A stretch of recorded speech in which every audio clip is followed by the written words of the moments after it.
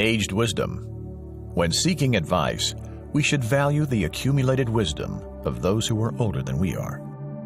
Here's Dr. Gene Getz to explain. The biblical event, actually, that is the basis for this particular principle, which I've entitled Aged Wisdom, relates to Solomon's son Rehoboam. And of course, after Solomon died, Rehoboam became king in Israel. And when this happened, now remember, this is the whole of Israel. This is before the kingdom is divided. And so when he became king of Israel, replacing his dad, a large assembly of Israelites actually came to Rehoboam with a request. And we see that in 1 Kings chapter 12, verse 4. They said, your father, and they're referring to Solomon. Your father made our yoke harsh. Isn't that an interesting statement coming from the children of Israel in relationship to the way Solomon reigned? Particularly, I think, as he grew older and as he began to walk out of the will of God, he became more of a harsh, demanding kind of individual. And, of course, carnality goes along with that. So, your father made our yoke harsh. You, therefore, lighten your father's harsh service and the heavy yoke he put on us, and we will serve you. Well, notice the word serve. We will serve you. Well, Rehoboam took another step. He went to the elders in Israel and sought their advice. The word elder here actually means those who are older. And this is what he said in verse 7. They replied, today, if you will be a servant to these people and serve them, and if you respond to them by speaking kind words to them, they will be your servants forever. And notice the reciprocal aspect here of if you will serve them, they will serve you.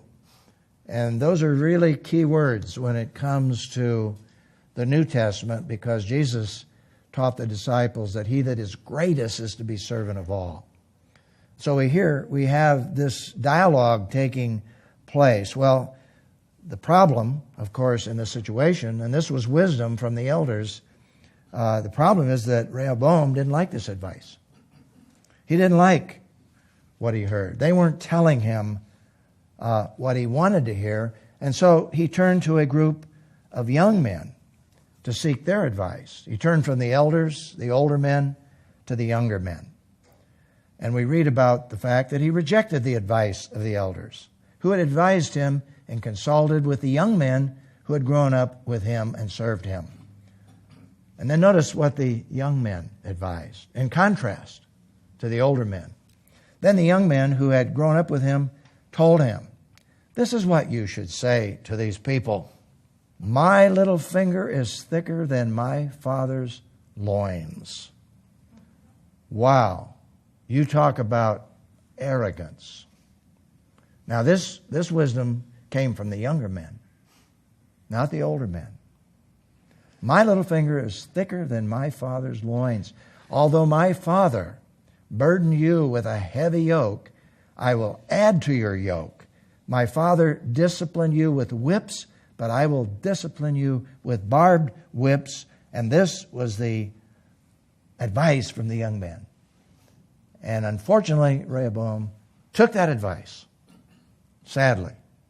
And that, of course, was a tragic mistake from a human point of view. He listened to these young men. And you see, Ahijah's prophecy to Solomon actually came true as a result of this situation. The kingdom was divided between Israel's 10 tribes, the tribes to the north, and Jeroboam was the leader and the king of these 10 tribes in the north, and Judah and Benjamin in the south. Now, the thing that I think we need to realize here in this contrast is that growing older is no guarantee that we have wisdom, that we have more wisdom. But generally, it's true. Generally, that should happen. If we're maturing at all, we ought to learn from our experience. We ought to have advice for the younger. even if it's don't make the same mistakes that we made as we were going through this period of youth. And, Peter in the New Testament wrote a very powerful statement that involves the older and the younger. In 1 Peter chapter 5, verse 5, he says, "In the same way, you younger men, be subject to the elders or to the older." And then he says, and get this, "and all of you," which means the older and the younger. "All of you clothe yourselves with humility towards one another, because God resists the proud but gives grace to the humble." And what we see here in this Old Testament scenario with Rehoboam and the younger men is the personification of pride, of arrogance, not humility. And that led to just a tragic result in the life of Rehoboam and Jeroboam. The reflection and response question here is, why is it often difficult for the younger generation to listen to and learn from those who are older? And as I reflect on that question, it's our immaturity. It's just a part of life. I think about that in my own life. You just don't know what you don't know. And that leads to arrogance. And one of the things that we ought to realize as younger people is there are a lot of things we don't know because we haven't been there. And you can see that pattern basically in youth. You just don't know what you don't know. And as I said, that can lead to arrogance. I often say that, when I turned 40, it was amazing how much I thought I knew about certain things. And as I turned 50, I began to realize there were just a lot of things I didn't know. And when I turned 60, boy, I really knew there was a lot of things I didn't know. And today, it kind of scares me what I don't know. I won't say how old, but the fact is that, the older we get, and hopefully if we mature, particularly mature in Christ, we begin to realize there's a lot more to know than we know, even though we've had a lot of experience. And young people particularly just don't understand that. I've seen that so frequently, particularly in preparing men for the ministry. I've watched men go through seminary as young men, and as a result of their education, as a result of what they've been taught, but also as a result of their youth, they're going to do things better than those of us who's gone before. Now, sometimes they do. The fact is that I've seen that lead to some really tragic mistakes. And I've seen another phenomena that's illustrated right here in this Old Testament passage. Younger men tend to listen to younger men for their advice rather than going to older men. That just seems to be a human tendency. And that can lead to tragedy in terms of the way decisions are made. Another factor that's very true, I think, in all of our lives, it's our insecurity. And the flip side of pride is frequently insecurity. And so we're trying to demonstrate, how effective we are, and we're trying to make up for insecurity. And sometimes we don't even realize what we're doing. And so younger people, have that tendency. We ought to realize that as we're growing up. Another is what you simply can call the adolescent mentality. And that is that as you grow older, the adolescent mentality just creeps into the rest of your life. And you know what an adolescent mentality is? It's trying to prove yourself. As you grow older, trying to prove yourself. That's just a tendency. I remember a young man that served as an elder. I served with him as an elder. He was a young man. He was a bright man. He was a brilliant guy. And he had a lot of great ideas. And he had ideas, and he would let the older men in on the elder board let his ideas. And I remember one time he was sharing his ideas. And boy, he was just laying it out. And then one of the older men, he wasn't arrogant, he just turned to this young man and he said, "Let me tell you why that won't work."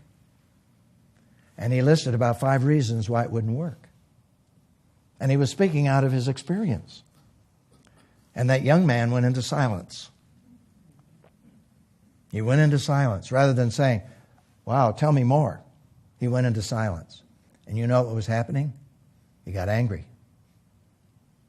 His lack of response, his silence, was anger. That's what you call an adolescent mentality. A lot of times you see this, and it's kind of like breaking away from daddy. I don't want to be successful because of my daddy. You know, I want to be who I am. Anytime that happens, and that's pretty natural, I think young men, young women need to really be cautious about that. One thought that came to me, which really encouraged me one time, is I remember when my son Kenton was just a very young kid, he came to me and he said, Dad, what is adolescent rebellion? He had heard about adolescent rebellion. I guess he had heard people talking about it. And then he said something that really thrilled me down deep. He said, I really want to know about adolescent rebellion because I don't want that to happen to me. Wow. You know, what an opportunity for Dad. Not to be proud, but to be thankful. Now, it doesn't mean he didn't go through some of that. But the fact is, he was aware that he didn't want to go through it. And it gave me an opportunity to relate to him as a young person. You know, what happens when you go through adolescent rebellion? Because many times it's this adolescent mentality. Trying to become yourself, your own person. And in so doing, overreacting. And even making decisions that will lead to serious problems. Rehoboam was guilty of that. And that was a serious problem. Some of you have heard me talk about my mentor when I was at Moody Bible Institute. Never get tired of sharing this story. And that is that he took me under his wing as a young guy that was struggling with who I was. And he really believed in me. He saw that I had gifts. But one day we were on the train going from Chicago, I think all the way to Texas, and traveled back in those days by train, and we were riding along, and he said, you know, Gene, there are two things I pray for. And boy, he had my attention. He said, one thing I pray for is I'll just never become professional. And believe me, he was a professional in the sense of his knowledge, his ability, and his capabilities, but what he was saying is, I don't want to just become a professional. And then he said, the other thing I pray for is that I'll always be thankful that someone comes to listen to me. And it just so happened that he was going to a little church in Texas, and there's just going to be a little group of people. And I remember when he got in front of that little group of people, you could imagine he was speaking to 1,000. And he was illustrating. He was teaching me, and I didn't realize what he was teaching me because he was going to illustrate that, and I saw it in his life. And frankly, I've never forgotten it. It really, really got my attention, and I thank God for that. So, let's remember the principle that grows out of this Old Testament story. When seeking advice, we should value the accumulated wisdom of those who are older than we are.